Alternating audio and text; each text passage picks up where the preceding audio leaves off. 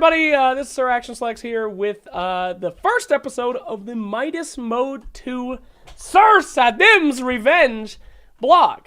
Basically, in this video, we're going to talk about the tournament, and I plan on having these pretty frequently, walking you guys through this process of making Midas Mode 2 from a developer standpoint. It is going to be a long journey, so I hope you're ready to play and ready to watch, but before we begin with the specifics of Midas Mode 2 and all that jazz, I want to talk to you guys basically about why I want to make this blog, first and foremost. Actually, before we get into that, let's talk spoilers. So, my plans for this blog is to basically, literally tell you guys everything that I'm doing in the tournament. I'm talking about from conceptual stage till activation stage. I'm talking literally everything about this tournament I'm going to talk to you about in this blog here. And you guys will be able to see everything that it takes to make a tournament like this. You'll see all the different steps. You'll see all the work that goes into it. So that means that there will be very heavy spoilers. I'm talking, if you have any interest of actually attending this event, you actually might not want to watch this blog for real. Because we are going to tell you guys every single thing that happened that I'm working on in this tournament. And it might impact your enjoyment of the tournament. Now, of course, I will be keeping some things, the very big things, a little bit secret. Maybe I'll allude that I'm working on something and not tell you guys that I actually got it done. That might be one way that we keep it fun. But if you are heavily invested in this tournament, you can watch the blog. That's okay.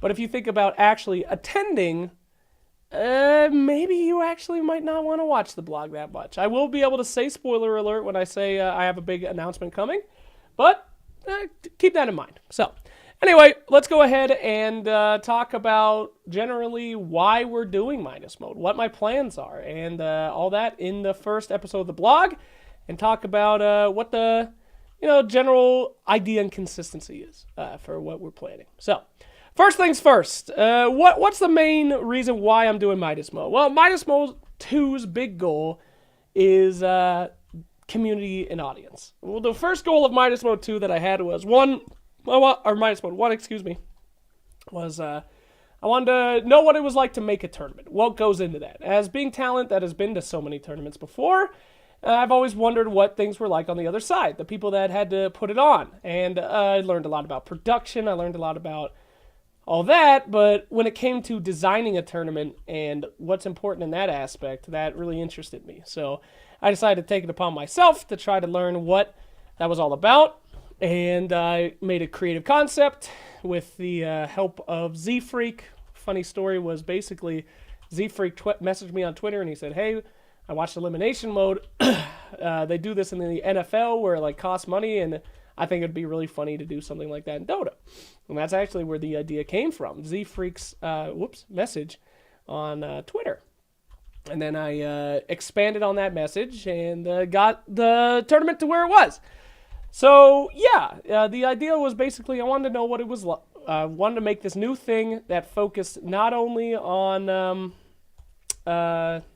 something new for Dota, but also something interactive for the audience. Because this is something that no one ever gets to do in these video game tournaments. I don't know why. The internet is such a interactive resource that we can use. Why don't tournaments talk to the people that care about their product? Why don't they involve people? So the first one's mission was, let's find a tournament where not only we can do something new, where not only I can learn how to run tournaments, but I want to do something where I can involve the fans. Because why wouldn't you? So, I think the first tournament was a big success. We hit all those buttons that I wanted to hit. I learned a lot about making tournaments and what makes them successful. And I think it was one of the most fan-involved tournaments in history. And I'm very proud of that. I think that we did a great job. So what are the goals of Midas Mode 2? Well, the goals of Midas Mode 2 are very much the same, but expanded. One thing, I've learned a lot about online tournaments. I've not learned anything about live tournaments, what it takes to do a LAN, because a online tournament is pretty relatively easy, You just kind of get the teams together, you make all the scheduling, which is hard, but, all that stuff. You don't have this massive overhead, though. Let's talk about Captain's Draft. Captain's Draft 4 was a fantastic event, And mostly it was Sunsfan working on that one. I had Midas mode, he had Captain's Draft, and we worked on our separate projects. When it came time to clown, though, when everybody came to the Moonduck House to actually put on Midas mode, he was, there and making executive decisions. And when Captain's Draft, 2 weeks before it started, I flew out there and I started making decisions about how to make the tournament more enjoyable for fans, how to make it more memorable, make all the content. So, in the end, Sunsfan got all the experience of what's it like getting hotel rooms, what's it like getting players, what's it like, having an audience. And I got all the experience of what's it like making the tournament interesting to watch and fun. So, I want to switch. So this tournament, I want to work on getting a venue. I want to work on getting fans. I want to work on getting all that stuff together. So it should be a fun experience for me, but it should be extremely challenging. So that's goal number 1. I want to learn what it's like to have to deal with all the problems that a LAN could provide. And I don't know what those problems are. I mean, I have a pretty good guess because I've been to a lot of LANs. But as somebody who's never put on a LAN before, I have no idea what's in store for me. But I have a pretty good idea. So that's goal number 1. Goal number 2 is more of the interaction stuff. I want to beef up what we've done before, but I've never seen a LAN actually in esports take advantage of their audience. And, not in that way. I'm talking about taking advantage of utilize our audience as a resource, as something fun, as someone that they can have a lot of fun with. Will this barrel just go in the goddamn doorway? Anyway, because, that's what Midas Mode is all about. It's about including the people that are watching the tournament and making them feel like they are part of the tournament. That's my number 1 goal. And I think that there's so many ways that we could do that with a live audience to make them actually feel like they're part of what they're seeing on the screen. So yes, that is my number 1 goal for Midas Mode 2, is to have an audience, include the audience in new and innovative ways, and kind of just celebrate this whole Dota thing together and make people feel like, yeah, I bought a ticket to this LAN, and there's a reason that I bought a ticket. Because that's a huge problem in esports. Not really a problem, but it's just a huge thing in esports. In my opinion, the most comfortable way to watch an esports tournament is actually at home on Twitch. Why go out? Why go out to an event?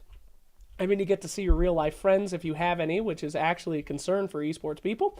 You get to, sit there, buy some swag, meet some players and stuff. But honestly, the most comfortable place you could be is on your home because of Twitch chat. Twitch chat is kind of like, our community. It makes us feel inclusive. And going to watch a tournament live is very nice. Don't get me wrong. It's great.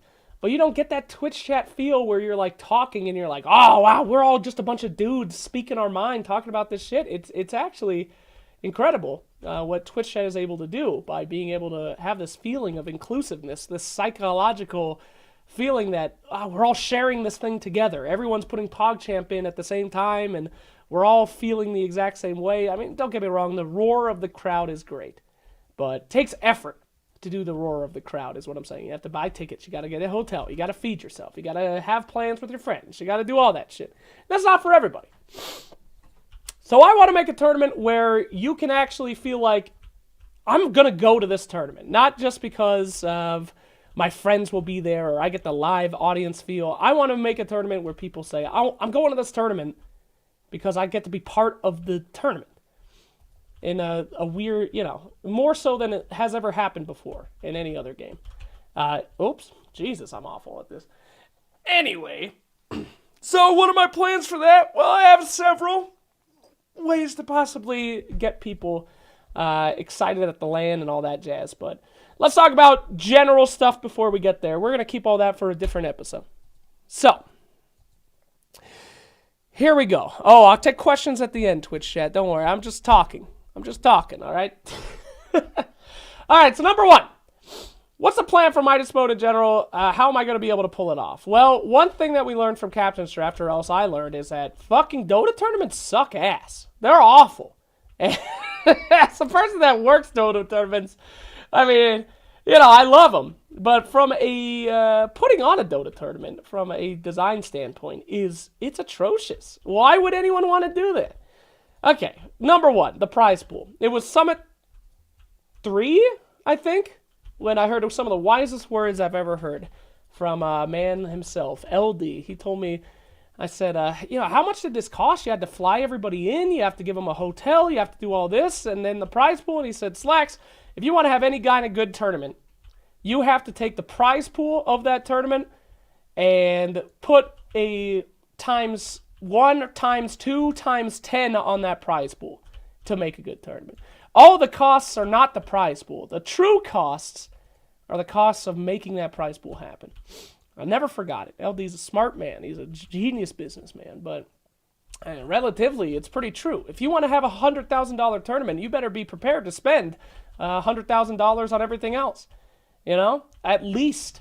And we're talking about, that was the summit. You want to talk about like something like an ESL event, having people go to a giant fucking stadium, dude? That's incredible. You have to pay for the stadium. You have to pay for the teams. Do you have any idea how much it must cost to run a Tier 1 Dota event? 16 teams times 5 players each times support staff for all those players. That is a hotel, a plane, a food, just for the players. Not to mention, a Dota team will fucking laugh at you if you have less than $100,000 as your prize pool. That's fucking crazy. In other esports, in CSGO, the grand prize, unless it's like the biggest event in history, is what, $50,000 or something? It's nuts. You need to have $1 million to have a Tier 1 team actually give a shit about your tournament. At least $500,000. Literally Tier 1 tournaments, teams will be like, we could skip this one. That's fucking crazy. How are you supposed to spend any money on anything that makes the tournament good? You have to spend 95% of any kind of money that you have on the prize pool just to convince the Dota players to go there. Then production cost, forget that. Making your stage look cool, forget it. Talent, forget it. You have no more money. Literally everything has to go in the prize pool. Now, is that a problem that Dota has inherently always had? Yeah. Thanks a lot to the International. However, is it one of the reasons that Dota 2 is the esport that it is today? Yes, it is as well. So you can't be too mad about it. We might not beat League on our players. We might not beat League on our viewers. But I will tell you, we beat them on our esports. And everybody knows that if you become a Dota 2 gamer, you can be a millionaire, which is very strong for us. It's very good overall.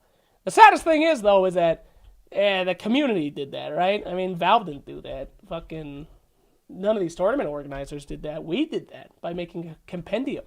And now we can't undo that. Now all these players are expecting $500,000 to play at any tournament. It's a fucking nightmare for us. But as a tourney org, running a tournament is god-awful. And even in the new system, too, it's even worse. I've said this before on many times. Why in God's name would anyone run a Dota 2 minor? I still have no goddamn idea. Check this out. You have to spend... look at WePlay. You have to spend $100,000 on a tournament. They're not even a minor. Whatever. They're third party. But you spend $100,000 on a tournament. That means that you're spending at least $100,000 on everything else for that tournament. Talent, location, food, housing, all that shit. And in the Dota 2 minor system, the good teams are not allowed to come. So what are you doing? You're spending all this money on teams that are not allowed to come up. Now, I know that it's great for the scene, and it makes a lot of sense. I was very happy when I heard about the Dota 2 minor system because, hey, we get the Tier 2 teams, some practice, some limelight. We could kind of build our scene a little bit. It's fucking, as an organizer standpoint, it's awful. Why would you do that? Why would anyone throw that tournament? You do not get to have good teams come. So it's crazy. Not only that, but just running a Dota tournament in general is just nuts in this scene right now. Everybody is, everybody has to pull back the budget. Everybody has to say, hey, we're not making any money on Dota. Why would we? Because all of our money goes in the fucking prize pool.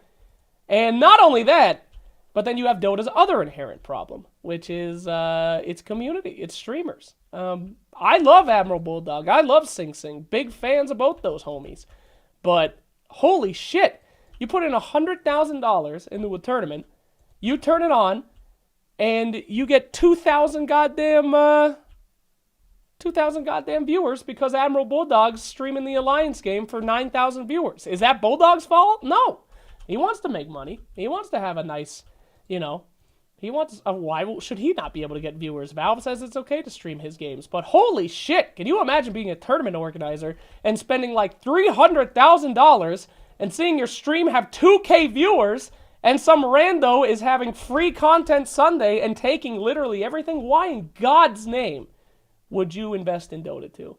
I have no idea, and I feel like in the next year or two, this is what we're going to be seeing. We're going to be seeing a lot of people exiting the Dota 2 space because there is literally no reason to run a tournament. How do you make money on Dota when you spend all your money on the prize pool? So this brings us to why I'm doing Midas Mode 2, even as a live event, and mostly why I'm doing this blog. Is because you see these people, these fans that watch these tournaments, and they don't seem to have this kind of respect for what these guys are trying to do here. What the time, the effort, the money that it takes to put on these events. And I don't know, I saw this thread the other day. It was a couple months ago, and it's what got me really excited to do Midas Mode 2. And it was like, something like, fuck these ads. Why do these guys have to play ads? Now, don't get me wrong, I'm not talking Star Ladder. If you're playing ads during the goddamn panel segment, okay, you're messing up. that's just poor design. That's just poor producing. But complaining about ads on an esport event, like, I know ads suck, but at the same time, that's all these people have. I mean, you can't even promise that they're gonna watch your stream because fucking Sing Sing could decide to stream your game and take 20,000 of your viewers. You can't even make money off the event because you spend $500,000 or $1 million on the prize pool. People are bitching that the event doesn't seem cool when you had to spend $300,000 already. You have nothing left for the stage. And now people are mad that you're playing ads? It's fucking crazy, dude. So I thought, I took some time and, you could complain about it. You could be like, oh, everybody's stupid. Or maybe you could take the time to actually show people and be like, you know what? The game, this is hard stuff. This takes a lot to do. So that's kind of the point of the blog. Maybe if we can educate people about what it takes to put on one of these esports events, how much sacrifice you have to do, how much work it is, what a pain in the ass it is, maybe they'll turn off ad block. Maybe they'll support these guys that are making these Dota tournaments, because times are really good. We're in the golden age of Dota right now. Prize pool is high, gameplay is great, everything's good. But what could very well be the fall of Dota is when people start pulling out. Look at North America this year. North America doesn't have a single fucking live event this year. That blows my mind as to how that could happen. I mean, this is North America, bro. I don't want to be a snooty American kid, but come on. We don't have a single event? It's crazy. I mean, so, yeah. And that's maybe a sign of the coming times. The less we respect these tournament organizers, the less that we give a shit about these tourneys, and the less that we, take for granted of what they have to put in, Dota as a whole is not looking good. Because guess what? I love Dota, but esports is all we got. I mean, we have no guide to our game that new players can come with. We have hardly no viewership except for Dota Chess, which is not Dota, but you know what I'm saying. I mean, esports is our claim to fame. And if the tournament organizers that have started making these esports events begin to pull out because they're not making any money, because people can just steal their product thanks to Valve's system, and, they don't get viewers because they have tier 2 teams, unless they're at a major, which they have to lose money on to put on a major. Anybody could watch their games. I mean, what's going to happen to Dota if all these tournament organizers pull out? And I know it sounds like crazy. It's never going to happen, but what if it does? So, Midas Mode 2 has two different purposes. One, it's to make the most kick-ass fucking LAN in the world for people that are watching it and make fans feel like they're having a great time. Two, it's to spread attention to what it takes to put on one of these LANs for the audience and kind of help them out in showing that this stuff is hard and, you should support these guys, these tourney orgs that are putting these things on. And three, I love memes. No, and three is probably to make a LAN in North America, because it blows my mind that we don't have a LAN in North America. So, there you go. Those are our general goals of Midas Mode. Just why I'm doing the blog, why I'm putting it on. So, let's see, where am I at now? Let's see. Spoiler alerts, conceptual stage. Okay, let's get into the quick and dirty of how Midas Mode 2 is going to work. Midas Mode 2, here's the big twist. Here's the big goal. So as I told you guys before, Dota tournaments are incredibly expensive. You have 5 people per team. You have a support staff of coaches, of analysts, of anyone else that they want to bring. You have to feed these people. You have to house these people. And that's crazy. If you want a tier 1 event, tier 2 event with 8 teams, 8 times 5. That's 25 people. Plus, let's say each one of those teams has 4 people. Yeah, that's like, we're reaching 40 plane tickets. 40 food, 40 hotels. That's fucking crazy. Nobody can afford that unless they're getting money from a different game. So, how on earth am I going to run Midas Mode 2? Well, here's the trick. Here's the kicker. We're going to have a LAN without any teams. And what does that mean? Well, that means that we are going to have an online LAN where the teams play at their homes, very casually online. But we're going to sell tickets to a LAN, and we're going to share that experience together. So basically, EG is going to play from their house. You guys are going to come and watch from a stadium, and you're going to hang out with talent. And we're going to just have them on the big screen like they're playing, and we're going to find creative ways to still make it feel like the teams are there. I have a few ideas. For example, I want to maybe get the teams together and have them do like a Skype panel call, with like audience members and stuff. But that's kind of our plan, or my plan at least, because it's literally, there's no way to pay for that kind of tournament. No Kickstarter in the world is going to be able to pay $300,000, $400,000 to house all these teams in North America in a decent location that fans can actually access. It's just a waste of money, especially in a game like Midas Mode where, a big part about why you want teams to come is because you have these high-level gameplay things that can happen in a LAN. I'm sorry, Midas Mode isn't about high-level gameplay. It's about interesting gameplay. It's about having things that, making people do challenges, making them go through these weird ways that they can, participate in the LAN. So, in my opinion, gameplay, not really my huge focus on this bad boy. I mean, the real play, the real fun of it is teams having fun, but more the audience having fun. So if I want to focus 200% on the audience, if I want to have the best goodie bags in existence, I don't want to spend $200,000 to make sure that EG there is live in person. I want to spend $200,000 on fucking top hats in a goodie bag and canes and monocles. So when everyone comes to the tournament, they open up their fucking velvet Midas Mode goodie bag and we all wear top hats in the audience and shake our canes at the screen and shit. That's what I want to spend money on. So yes, the trick of Midas Mode 2 is that it is a LAN without any teams. And I want to spend all the money, that fucking $200,000 that it would take to get EG there, I want to spend it on cool shit for the fans and make cool innovations for the fans. That's what I care about on this tournament. So, that's my idea. Anyway, this is going to be a long video. I already forgot what he said at the start. Sorry, dude. All right, anyway.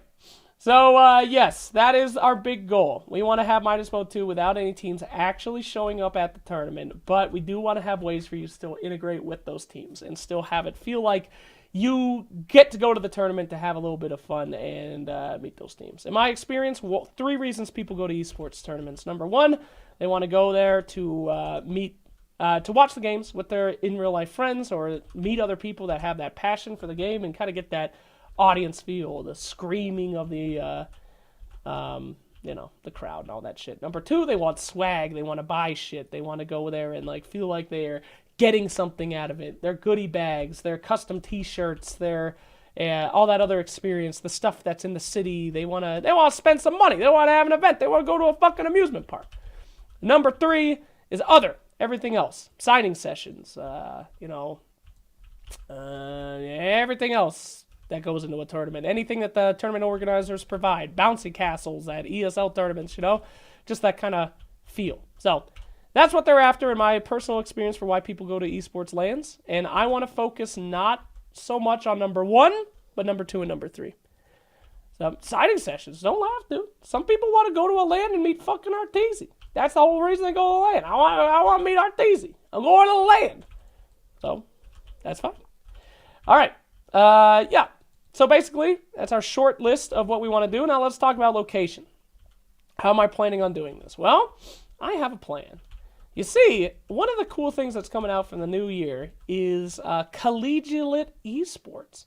Now, collegiate esports are, it's a great idea. For one thing, colleges, they care about having people come to the school. That's it. I was a resident advisor for 5 years, and I was a hall director of a dorm in the school for 5 years. And one thing that I know is that, of course, they make you stay in the dorms in your first year. Damn you, Bullet King, because it makes them a lot of money. Of course, colleges are a business. And they want people to go to their college in particular because they make a lot of money. So, one of the ways that people are starting to draw people in is by having them, having ways to pull them in. Some schools are known for, hey, we're the best school to go to if you want to be, a neuroscientist. So we're the best school to go to if you want to be, et cetera, et cetera. A couple years ago, League of Legends started having a program where they went to colleges and they would actually get them to have classes about League of Legends. And they would convince people, this is the college that you want to go to if you want to play League of Legends professionally. No one's ever done that for Dota 2. No one's ever gone to a school and said, hey, this is the school to go to if you want to, be in an esports program. These guys have they care about their esports. They want to train people. They have classes for esports. Nobody has that. What if they did for Dota? What if we took our time to find a college that had a great esports program that wanted that advertised? Because when you think about it, a college is great for Midas Mode 2. Here's the plan. We don't have teams. All we need is a stage, basically, with a good internet. And guess what colleges have? Large auditoriums that are made for presenting with good internet and large screens. So, my general idea is I'm going to start contacting colleges around the United States and trying to find a college that wants to be known as being the place to go for esports. When we find that place, that college, they're going to be one of our main sponsors of the tournament. We're going to advertise that collegiate program, but they are going to need to let us use their venue for free or very discounted. Venue cost is a huge thing. It is because you have a lot to work with. And a lot of the times people try to get venues before thinking about internet, before thinking about seating. That was one of the biggest problems with ESL New York. ESL New York said, we want to have a tournament in New York. We don't care how it happens. Then suddenly we're at Madison Square Garden paying, $300,000, $400,000 a day? And if the tournament lasted past midnight, they had to pay an extra $100,000? Fuck that. I care about having a tournament in the right place with good internet, good seating, and that is very good, easy for people to commute to. And guess what a college is? Designed around that. They're designed around being inside major cities where people can easily get there with a lot of housing around there. That's exactly every single notch that I want to hit in this tournament is hit by holding it in a college town. Not only that, but I want to try to do it in one of the breaks. Now, we might be a little bit too late for spring break. That was my original idea. I really wanted to hold Midas Mode in April during spring break. We take over one of the auditoriums at a college, like Mackey Auditorium here at CU Boulder. And during spring break, when nothing is happening on campus, for an entire week, we take over that auditorium. And we got plenty of places. In fact, maybe we could even get a deal with one of the colleges where we can use their empty dorms and have a discount. So instead of getting, hotel rooms, if you buy a ticket to Midas Mode 2, we can work with the college and you can pay them half the price of a hotel room and stay in some of their dorms. Sounds like a pretty good idea to me. Sounds like the fans would like that a lot. Sounds easy. But we're running out of time for spring break. Winter break, however, we might have a chance. Although I think that might be the worst time for people to go to a tournament is during winter break. As we learned from Captain's Draft during the freezing fucking temperatures of that tournament. But anyway. So, that's basically the plan, is that I want to contact colleges to find out which college wants to be known as the school to go to for their great esports programs. And there are a ton, actually. It is not a joke. People are investing in esports. They see the strength of it. A lot of these traditional sports companies, NFL, soccer, they're starting to get into esports as well. And colleges are smart. If you ever want to know which businesses make a lot of money, it's the ones that can see the writing on the wall. NFL makes a lot of fucking money. They can definitely see the writing on the wall, and they say, hey, this esports thing is going to be big. Let's go ahead and invest in it. Colleges are the same way. There's plenty of them that have already gotten these big esports programs, but nobody's done it for Dota 2 yet. I want to start with Midas mode. So that is the plan for where the location is going to be. That is the plan for how we're actually going to be able to put on this tournament, because putting on a Dota tournament is unbelievably expensive. But if we can eliminate teams and focus on the fans, then maybe we can spend that money where I think it truly should be going.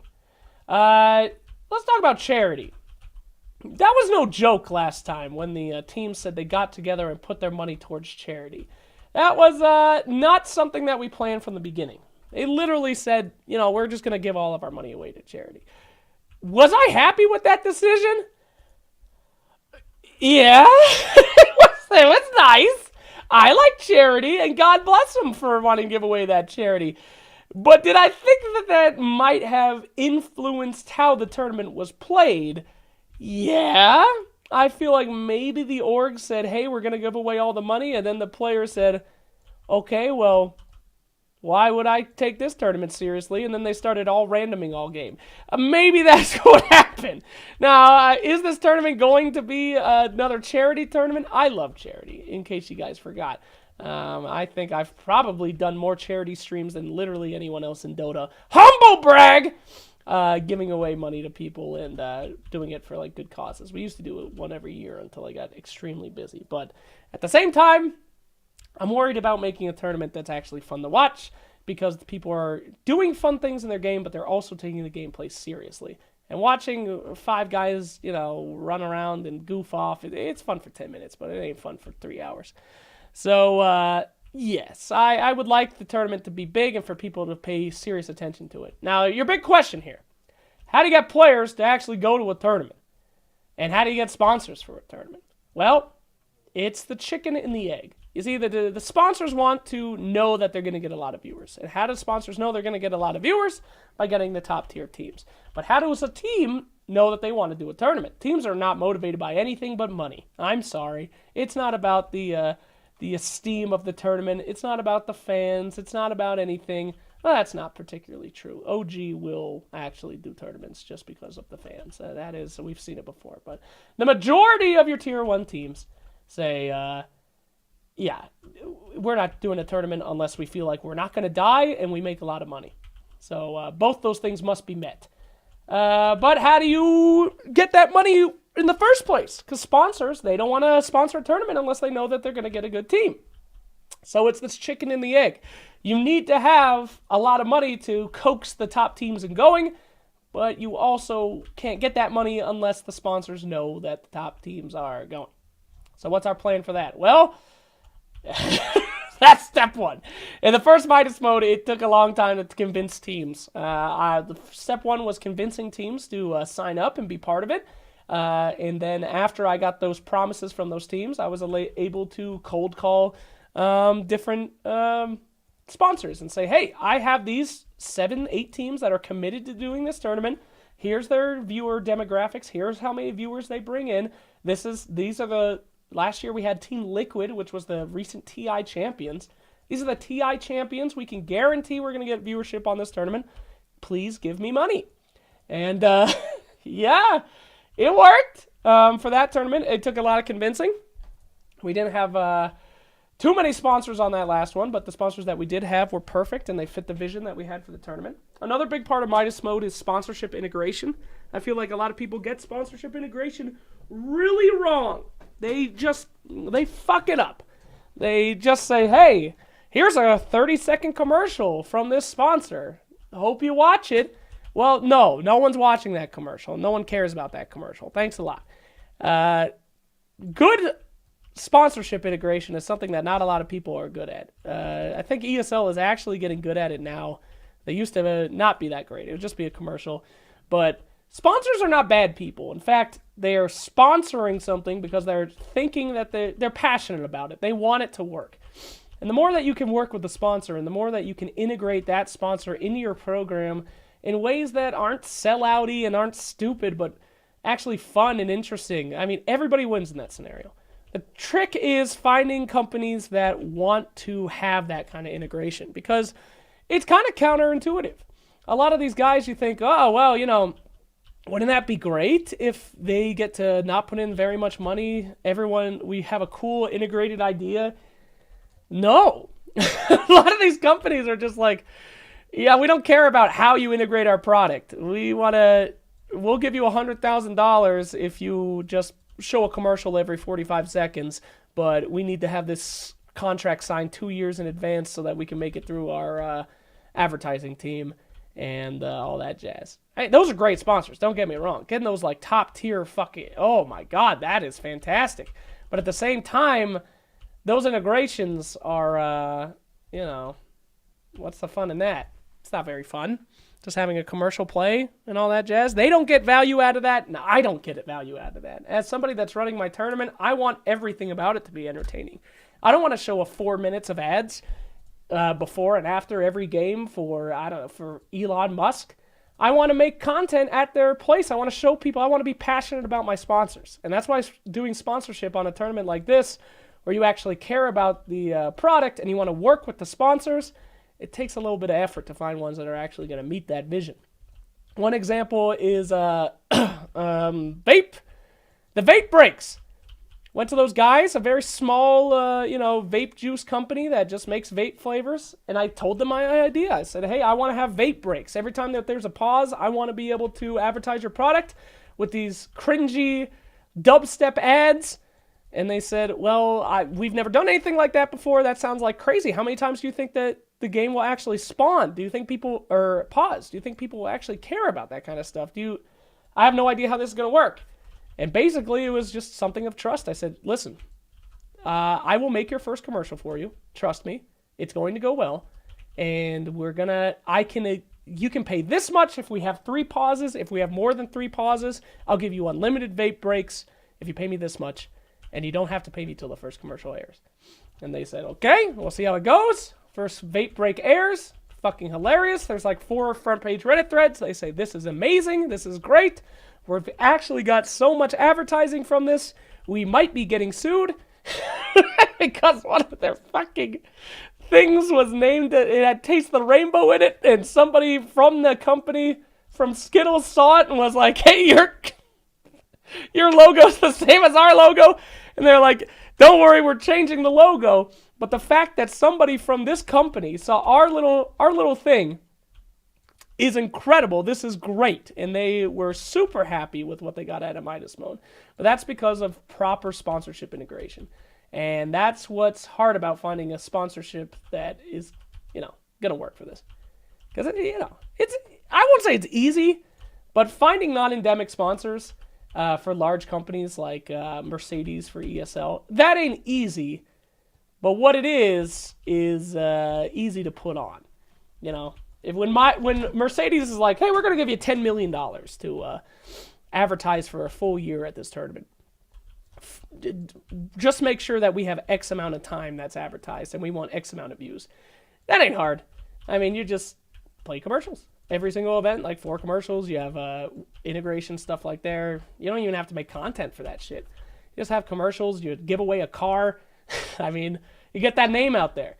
But when you actually want to integrate your sponsors with not just metrics, but actually make their content entertaining and make everybody win. You win as a tournament. It's entertaining. The audience wins because they get to find a product that's actually like Mass Drop from last event. I didn't know anything about Mass Drop at the last Midas Mode, but their product is actually great.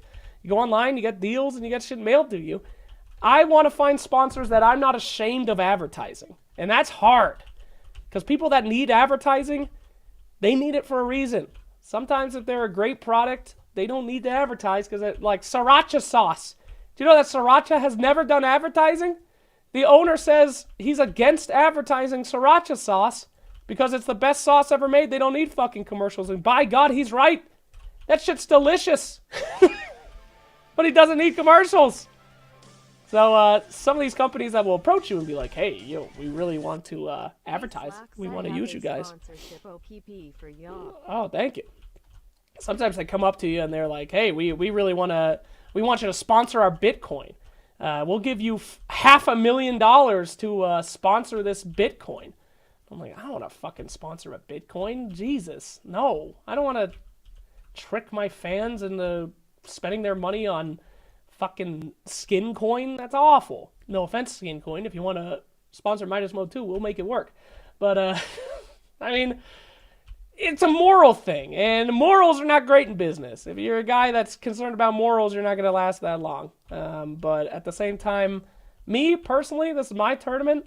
I don't want to advertise some kind of Bitcoin and trick some 13-year-old into fucking spending all of his money on Bitcoin. That's awful. So for me, sponsorships is one of the hardest parts about this. So that's going to be a lot. Teams are also a very hard part as well. First, you have to... Oh, Jesus, what did I do? What did I do? Jesus! What did I do? Oh, my God! First, you have to convince the teams to come, basically on a promise. That's what we did last time. Last time I approached teams, and I was like, guys, I'm going to make this tournament happen. I'm going to get this much money. I need you to say you're going to go, because I can't get money unless you promise that you're going to go. Some of the teams are like, sounds great. Here we go. We will go. We promise we will go. We will make it happen. If it fails, no big deal. But put our name on it. We are going. Other teams are like, yeah, we'll go. If you make X amount of money, and if you don't make X amount of money, we're not going to go no matter how much the tournament is. And then other teams are like, yeah, we'll go. And then you call them up 3 weeks later and they go, what tournament? So, yes, teams are difficult. It's also difficult in the online aspect too. I promised myself I would never do another online tournament because scheduling is such a pain in the ass. When you have a LAN tournament, the one good thing about having teams at a LAN tournament is ease of games. You could just say, guys, it's 2 o'clock. Get downstairs. It's time to play, and they're not doing anything else. But when you run an online tournament, the teams contact you, and they're like, hey, my player actually wants to know if we can play at 4 o'clock today instead of 2 o'clock. I'm like, well, that's not good for me, but yes, sir, you're the team. So, yeah, that sucks. All that shit sucks. But it's just something that we have to deal with, so... All right, so we've been talking a lot about Midas Mode. I hope you guys have a pretty good idea of what we're kind of planning and where this is going to go as a dev blog. So let's talk about what our goals are. What's the next goals for Midas Mode? What am I working on right now? Well, step uno. We know that it's going to be in NA. Hello, what are you? Oh, okay. We know that it's going to be in North America. But it is about time that we find that venue. I need to start contacting schools. I need to start talking to people and saying, hey, do you want to be known as the school to go to for esports? And I know that school is out there somewhere. I'm really hoping that CU Boulder is the school that says that they want to do there. That's my ultra mater, or whatever you call it. I don't even know. I graduated from that school. They have a great auditorium called Mackey Auditorium, and that would make my life so easy. It's also centralized in the United States. So pretty much anybody from the United States and international could go to Denver. We have the Denver International Airport, which means that tickets are going to be a lot cheaper because you don't have to take 2 flights. That would be sick. Yeah, are they going to be wanting to be known as the school for esports? Maybe. And more importantly, I don't want to artificially say that they're the school to go to esports. I want to find a college that actually does give a shit about esports. A college that gets it. A college that, I'm not lying to people and saying, hey guys, this is the school to go to for esports when they have like 4 people in their esports program. Money's great and free location is great, but I want to actually do good things for esports. So I need to start my hunt for the nation's best college for esports. That's goal number 1. Anyone want to know what makes that happen? Cold calling people. Do you guys ever cold call someone? It's awful. I spent 4 to 5 months of last Midas Mode working my ass off, doing literally nothing. I'd get home at Dream League and work for 5 hours on my fucking computer from 2 a.m. to whatever a.m. Cold calling people. But what can you do? Cold calls work. I mean, if you can just happen to convince the guy on the other side of the phone to get you to talk to his marketing department, That's how you get people like Kennedy Space Center. Right? Just straight up cold calling people and saying, hey, I got a target demographic for you. I got this many views. I can make this happen, and I need X amount. So, yeah, that's going to be fun, trying to cold call colleges. I have no idea who to even talk to at a college about having them be part of an event. They got a lot of chancellors and shit, but it is time for me to begin. Number 2, gotta start talking to teams. Woo! Here we go again. We need to talk to teams. We need to try to convince teams to be part of Midas mode before I have any top tier sponsors again, which is going to be very hard to do.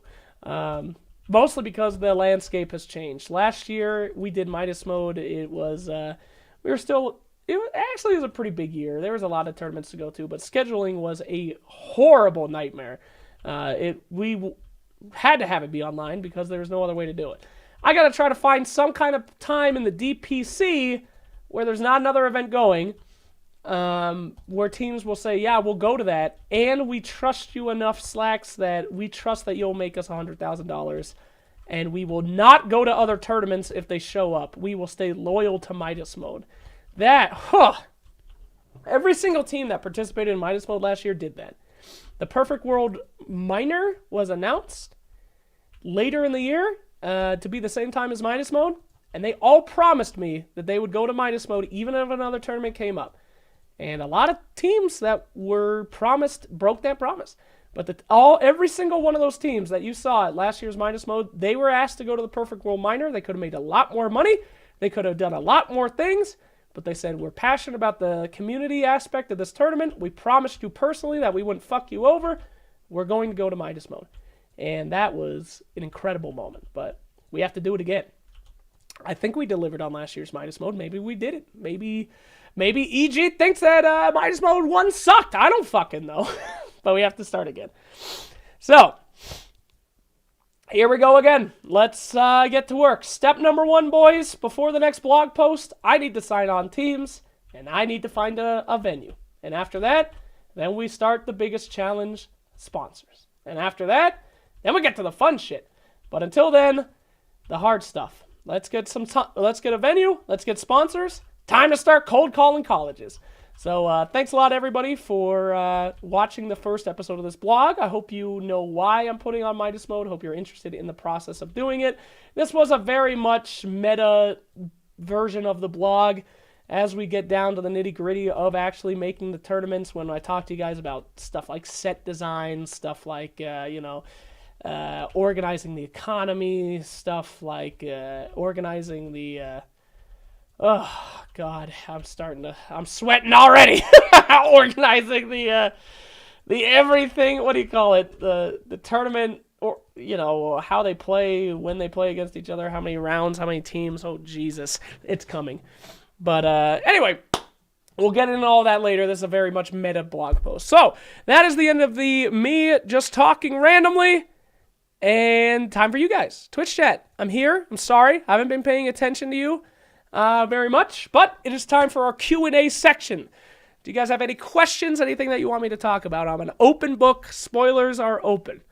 So let's talk about it. Have you considered bribing teams with moonbucks? Yes. I don't know. I mean, I threw around a couple ideas. I thought to myself, what if we don't have teams come, but in the end, maybe we have a show match where our top 2 teams from the winners actually come in and they play the final game.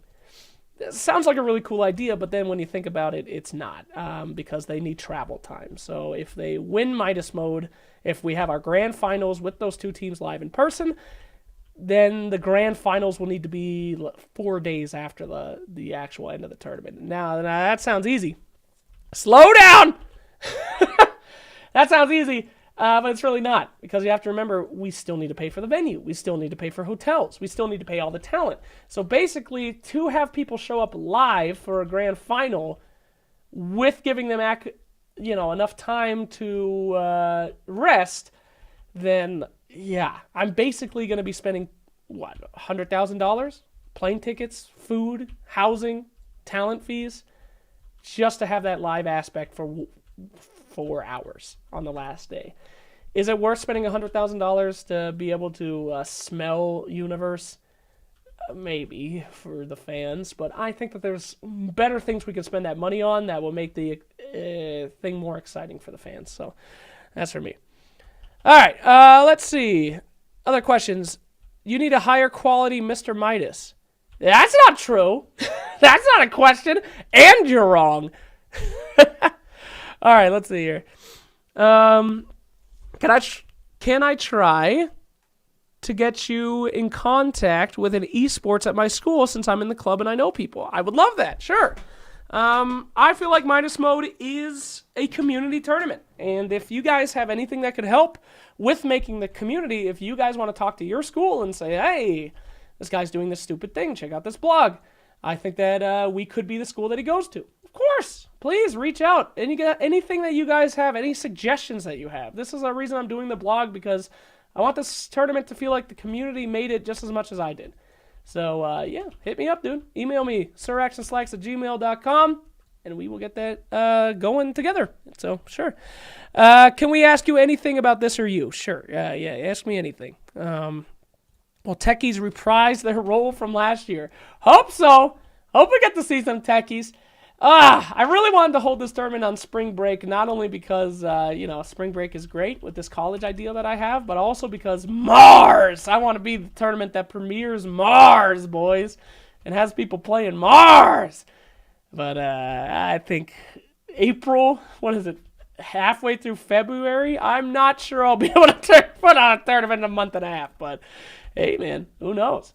If some kind of god-tier sponsor comes over and they say, hey, we'll give you $200,000, put on this tournament, I could fucking make this tournament by April. It is going to hurt me, but I could do it. Okay, let's see. What about, you talk a lot about paying teams, but what about the talent? They're also picky. Yes, that is something that we didn't cover so far on this. Talent is very nice when it comes to stuff like this, actually. I'm not trying to boost up the talent, because I am a talent, so of course you need to take everything that I say with a grain of salt. But talent is known for kind of doing things out of just because they're passionate about the game. And I'm not saying players are not passionate about the game. Don't get me wrong. Of course they're passionate about the game. But a lot of players are not going to go to some kid's fucking LAN party because they care about that guy and all the stuff that he's got going on. Whereas talent will. I know, for example, Gods and I went to that Australian Dota 2 LAN. I didn't even charge them for that. I said, if you buy me a ticket to Australia and you get me a hotel room, if you pay for that, I will charge you zero talent fees, because no one's ever done a tournament in Australia before, and the Australian people deserve to have a fucking Dota tournament. Now, granted, there was a little bit of I did say that I would like a flight out for my wife as well. But, yeah, I mean, there's plenty of players that will do something like that. Fly and No-Tail, for example, will, fucking just, they love the fans. They'll do anything for them. But not every pro Dota team is going to, go to the shit for free. So when it comes to talent, I'm actually not too worried. Last year's Midas Mode, we had a title sponsor pull out, actually, 6 hours before the event. We lost, I think, $15,000. They pulled out. We're talking for months. We had agreements. We had everything, and they just said, "Hey, we're not going to. We're out. We're okay." And that was the night before, and still put on that tournament. And that money had to come out from somewhere. And guess what? It came out from talent fees. I had to sit down with everybody at Moonduck and say, "Guys, we just had a $10,000 lost. What are we gonna do?" And everyone said, okay, well, we'll share it out through talent. So everyone took a hit. But luckily, we all had been working on the tournament. We all knew that this was going to be something that it was a passion project for the community and all of us. So I didn't make a single penny on last Midas Mode. I actually gave up literally all of my talent fees. I was not paid. And I worked on that tournament for 5 months nonstop. But that's life, So when it comes to talent, when it comes to them and all that, not too worried about it. In fact, one of the big things I'd like to do in this tournament is do more than Moonduck Studios. I love guys like Sheever and Owen and Fogged, Dream League buddies. I would love for them to come to this tournament. I would love for everybody to be able to come to this tournament. But, of course, it's, who's going to want to do that? Who makes sense? You have to pay for people's flights and shit. So, anyway. So, yeah, there you go. Not worried about talent in the short and sweet version of that question. Let's see here.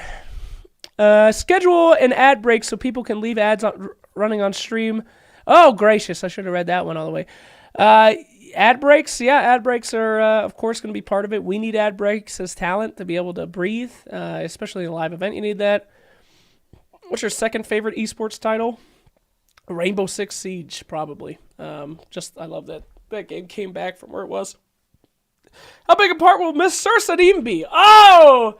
Didn't even talk about the lore. One thing that you guys know I'm super passionate about is lore. And I was so excited to make a tournament with lore was another reason I wanted to do Midas Mode 2. So excited. Sursadine will play a huge part. I am planning on having the entire tournament be movie. It's going to be like a James Bond movie. It's going to be movie themed.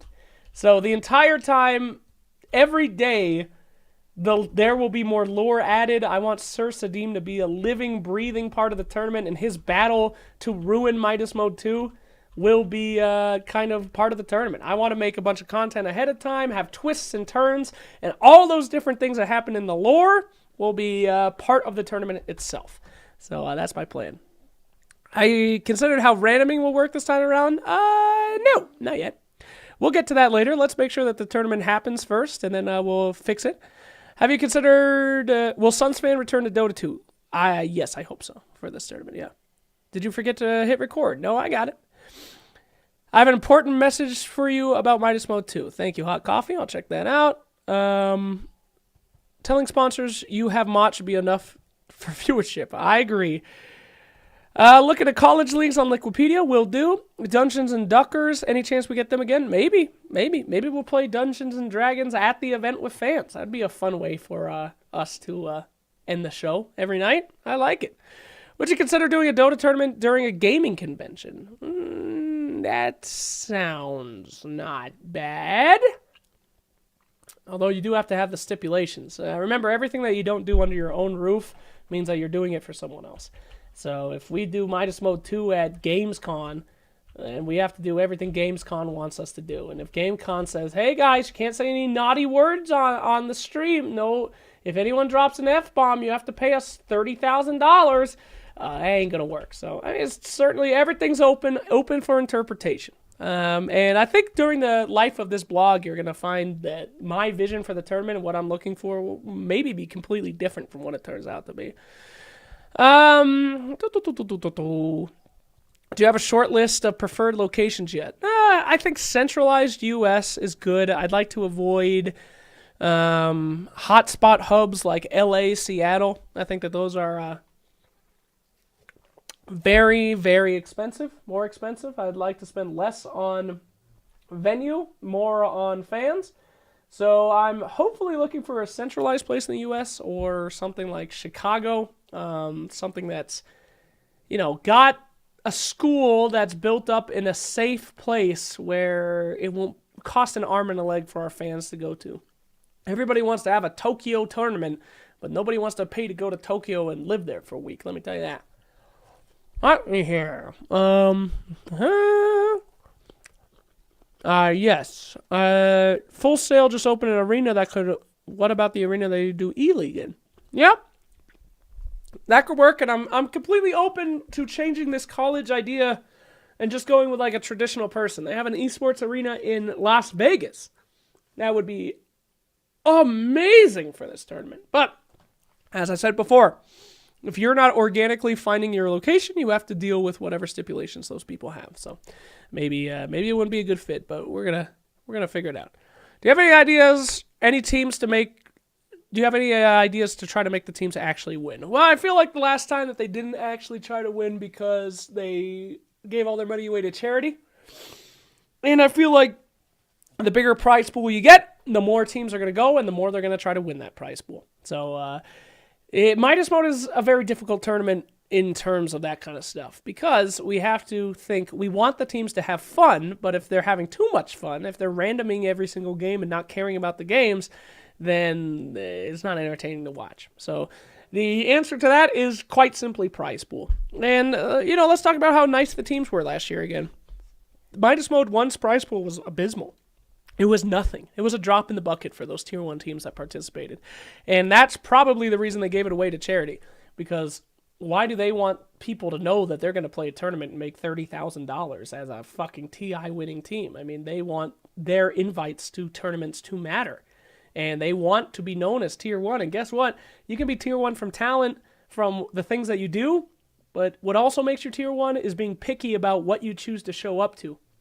When people see that Team Liquid is at an event, they know this is a good event. Team Liquid's there.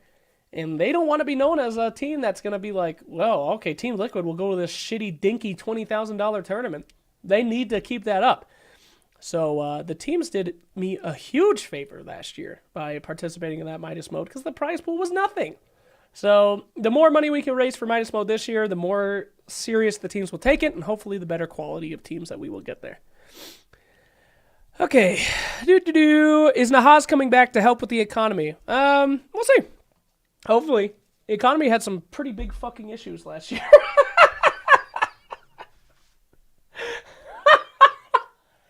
But yeah, I would assume Nahaz will be back per his schedule permitting. What prize pool are you aiming for? Sky's the limit. You don't aim for prize pool, dude. You don't fucking aim for prize pool. You aim for as much as humanly possible. I don't. I literally have no idea. I don't care. There's no reason to say, we've made 100,000, guys. Let's all stop. As much as possible. Kickstarter would be enough to bring in live teams. Would you do it? Crowdfunding the event. People have been suggesting crowdfunding a lot, for the last Midas Mode especially. I'm thinking about it. I'd rather not, because crowdfunding's hard, man. Crowdfunding changes every aspect of your tournament. It changes every aspect of everything.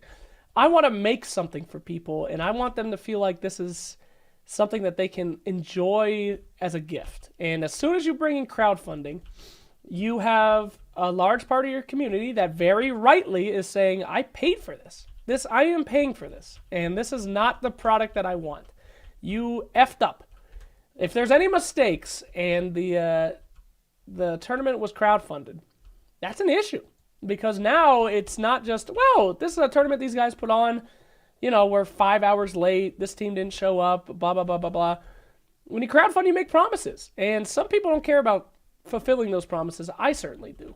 I don't want to crowdfund an event and then have problems and have people say, I gave you my goddamn rent money to put on this event, and it is a shit show, and you know what? I can't believe you've done this to me. I don't want that. At the same time, it is nice to let the community be able to say, hey, we really love your product. We really want to support it. We want to show you how passionate about it, and you need help, and we're here to help you. That's also great, too.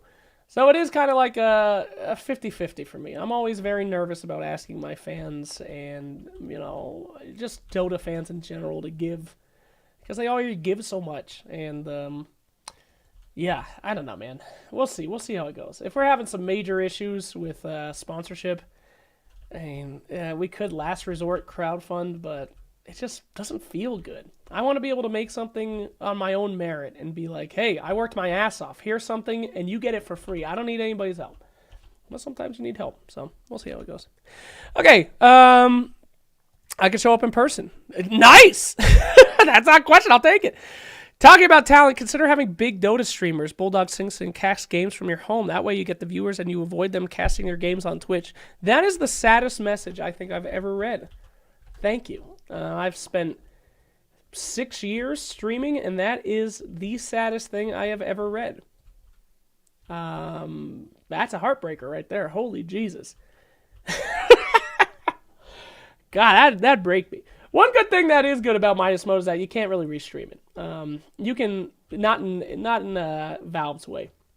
Not legally. If you just have the gameplay of Midas Mode without the overlays, without knowing what the challenges are, without all that shit, it's worthless. So That's one thing I'm not worried about. There's no reason to restream the game client version of Midas mode because you have fucking,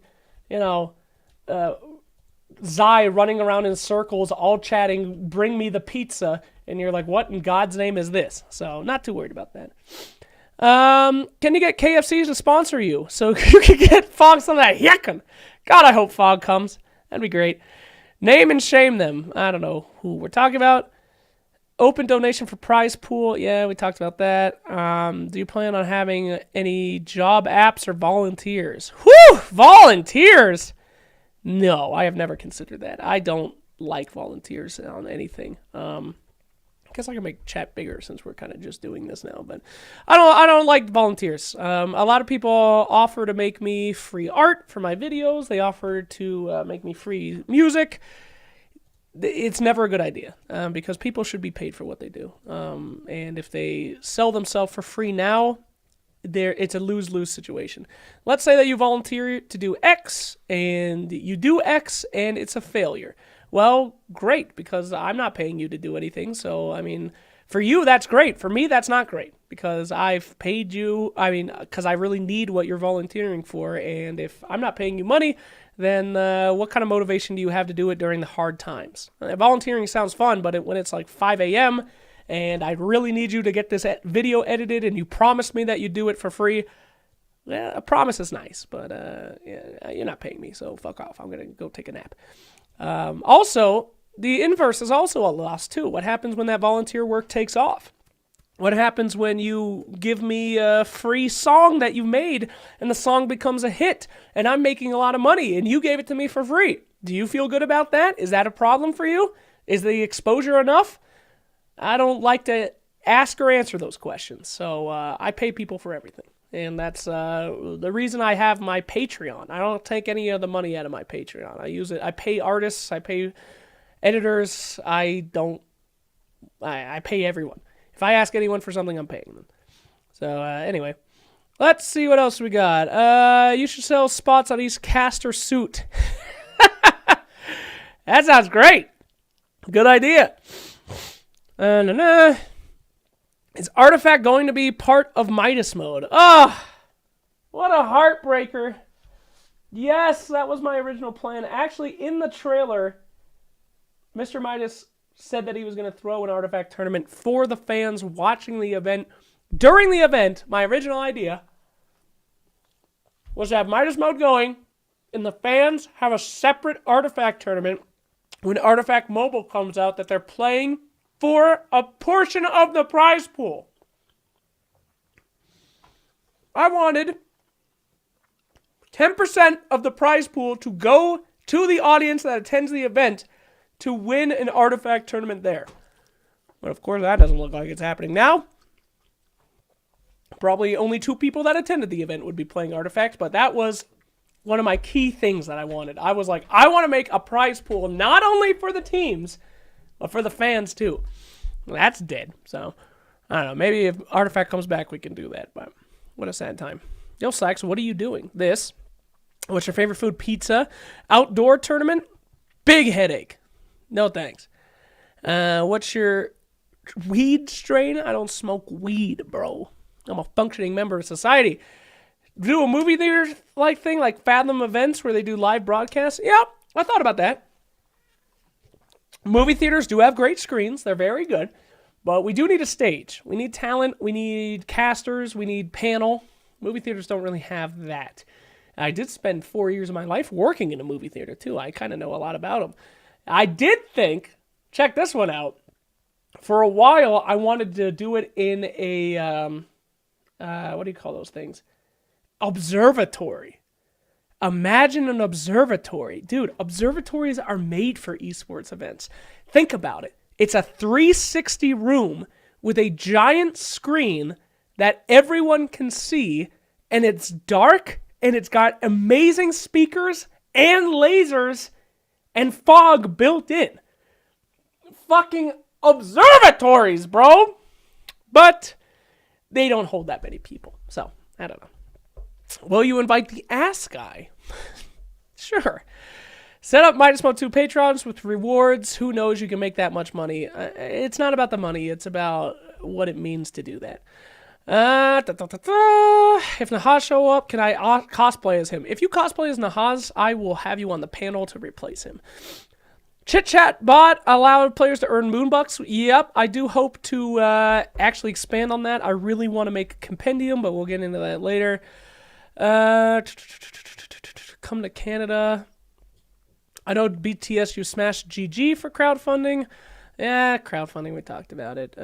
Can you make Midas and Sadim glove merch? Yes, I want merch. I want to take all the money that it would cost to take teams there, and I want to have the best fucking goodie bags anyone's ever seen at any esports event. I want everyone to go home with their own Mr. Midas. Yes, yes, yes. Scout! Hey, Scout! Love you, buddy. What happens to physical Midas glove from last year? I still have it. That is the same Mr. Midas. You can actually tell because he's got a bunch of scratches and shit. Look at the trailer again. Pause, and you can see all the wear and tear Mr. Midas has had. He has gone to Florida, back. He's been around at events. Mr. Midas is hurting, dude. How many teams do you want to have? Good question. Midas Mode is a very interesting tournament where the longer the tournament is, the more interesting it is. The aspect of seeing what teams do with their money is one of the big reasons why I love the game mode so much, because it's not just about the game, but it's about the metagame of who's spending their money in what way and what their strategy is. The stronger the economy, the better for that. So more teams is good in most tournaments. In Midas mode, I actually think that it takes away from the experience. I want to keep it kind of smallish at 8 teams so that these teams actually get a personality. You know, Team Liquid is always saving their money. Team EG is always spending their money. These things are interesting to me, and I think it provides a lot of character to the tournament. And the more teams that you have, more things kind of get muddled, and people forget those storylines. Artifact Mobile, is that a leak? No, I would hope not. Anyway. You can't ignore me. Please change till my face, my wrath. What now? Anyway. Bro, I paid $200 for Midas Mode glove. Noted! How much money to sponsor the tournament with a picture of my face? It depends on how many sponsors we have. Who are 90% sure that you can convince to be part of Midas Mode? Well, the Moonduck team, of course, is all going to be part of there. Everyone else, I mean, never have assurances, man. Gotta live loosey-goosey. Crowdfunding, except it's selling online merch. You can use sites like Redbubble.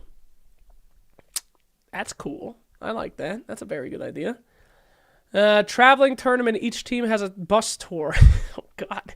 Yeah, who's signing up for that? Let's see. The teams that are sad enough to sign up for a bus tour. I guess we could do EE's team and Forward Gaming. Well, Mr. New will be at the event. No. I cannot promise you much, but I will promise you that Mr. Newell will not attend Midas Mode 2. I can say that. All right, and we've made it to the end of the questions. So thanks, everybody, for watching this first blog. If you're still around, it's been an honor and a pleasure. We'll try to get these blogs out as much as possible talking about the events, but I'm only going to do a new blog when I have things to talk about. So if I spend the next month looking for teams and I have 0 teams locked in and I can't move on to Step 2, then certainly there won't be a blog about Step 2. Unless it's a blog where I blog about my horrible failures and call out people for not helping me and then, yeah, DDoSing people. Not just kidding. I'm not going to do that. But anyway, I think I can speak for all of us when I say we're rooting for you. Don't root for me. Root for Dota. This is about Dota. This is about our community as a whole. This is about showing the world that we can make products and that we're an esport that has this really negative outworld appearance. People look at Dota 2 and they say, isn't that toxic game? It's like League, but it's super toxic. It's not about that. This tournament is about showing people that we as a community can build something that rivals what the best tournaments other communities can make from their super restrictive, totalitarian ways. I mean, Midas Mode, I want it to be better than League of Legends Worlds, and I want people to know that we built it as a community because we still give a shit. And in this age of developers like Blizzard just firing all their people and, you know, Bethesda making Fallout 76 and Valve making Artifact, these just failed developers. Now, Just kidding. But these developers that are moving away from their communities in terms of gaining money. That's one thing that Valve doesn't do. It allows us to say, hey, we're the community and we're going to do shit. And that's what this is about, more tournaments in NA. I want Midas Mode to be a success so people put more tournaments for their NA fans. I want Midas Mode to be a success so that we can say we built this together, we did this. And I want this to be a success so that one day I'll be replaced. I want someone else to make another Midas Mode, a better Midas Mode. I want someone else to do this kind of content. I want you, the viewer, to become that. Because that's what is great about esports. I wouldn't exist without esports because there's too many people trying to stop you. You can't, people try to be actors. They try to do all this shit, and it's all bogged up in these horrible systems that are meant to bring you down and get you molested by old white men. Esports isn't like that. All of us came organically from something that we're passionate about, and you have the opportunity to do that. We all do. So I hope that this blog is kind of motivating to say, hey, this is hard, but it's doable. This guy did it, so you could do it too. Anyway, why white? I don't know. All right, anyway, guys, thanks a lot for watching. I hope you enjoyed the blog, and I'll see you next time I have anything to talk about. Hopefully, it's not too long. We'll see you next time. Bye.